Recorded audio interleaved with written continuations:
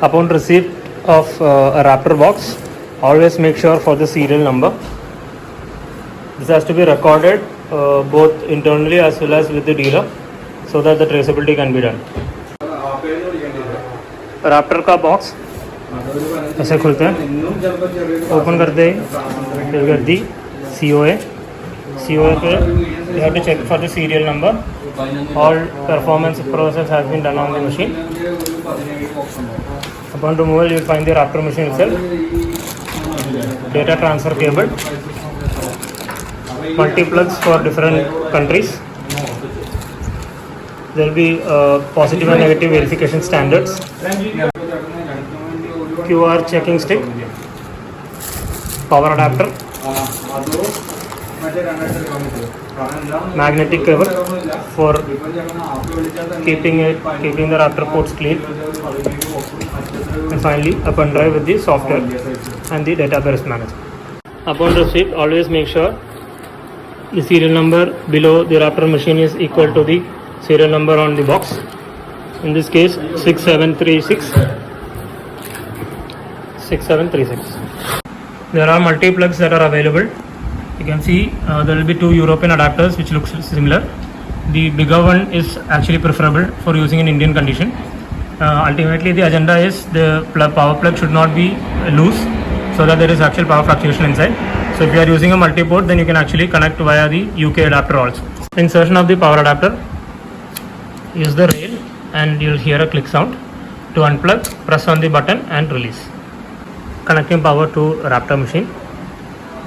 After connecting the power cable to an outlet which is having backup power, always make sure that there is a backup power because the machine is on AC, not DC. Connect the power cable. After connecting the power cable, press the power button. A green light will illuminate, ensuring the machine is booting up. Make sure that alongside the Raptor logo is illuminated, the QR code will also get illuminated. A blinking of the QR code ensures that the QR code is actually working. So as you see, the QR code just blinked, which means like the QR code element is actually working, and you will be greeted to the main screen. Upon boot up, make sure that the time and date is accurate. The date seems to be correct. As of today it is 30th of March, but the time is actually wrong. To change, press on click to add user.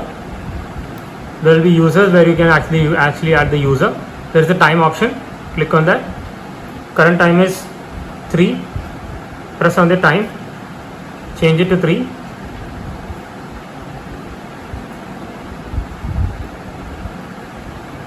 It's PM right now, and accept. Also you can change if the date month time is actually on US basis, you can touch on the month date year to date month year also, which will help.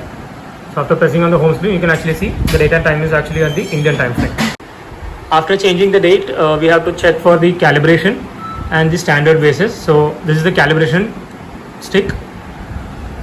Go to settings, calibration renewal. Insert the crosshair into the middle port. So there is an arrow that is showing downwards.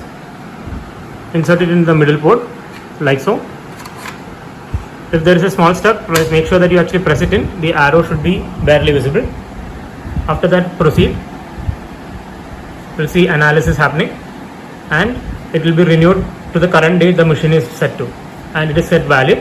This activity is valid for 1 year, but in case if the machine is moved or the machine drops, or if you are actually using multiple assays, then you can actually have run this QR code one more time to ensure that the calibration is proper. The instrument will also is intelligent enough to showcase if there is a calibration requirement. It will showcase that in the screen, that the calibration is to be done. Second is to run the standard. We have the positive and negative standard provided within the box. The agenda of doing this is to make sure that the machine is able to identify difference between positive and negative results. So what we currently do is we will actually insert it in the first and second port. Doesn't matter which you are actually inserting. Press on the run screen. The machine will scan the QR codes and the barcodes on the strip, and so this was the negative control and this was the positive control. Likewise, we can just remove it, put it in the second slot, remove the positive control and put it in the first slot. this one to this port and this one to this port, ensuring that both of the standards are actually been once at least in each of the port. Turning off the machine, always there's a power button, always make sure you press on it and press on shutdown. It will prepare for shutdown. You have to wait until the screens tell you to actually press on the power button to switch it off. Do not directly plug off the machine or pull the cable outside to turn off the machine. It will actually hamper the machine and the hardware inside. So it will take a bit of time. Kindly be patient until the machine prompts you to turn off the machine. As you can see, ready to power off, press and hold power button. So the power button we press and hold and the machine will turn off.